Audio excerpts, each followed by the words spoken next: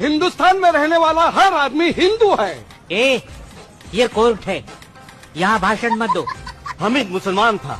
कोई सबूत है? गांव का बच्चा बच्चा जानता है। ये बच्चों का खेल नहीं है, कोर्ट है। बर्थ सर्टिफिकेट है? नहीं नहीं?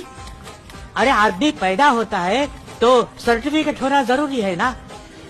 किशन गरीब था, गरीब आदमी कहाँ से सर्टिफिकेट लाएगा? अमीर आदमी कहाँ से सर्टिफिकेट लाता है? हाँ, वो सर्टिफिकेट लेके माँ के पेट से पैदा होता है क्या?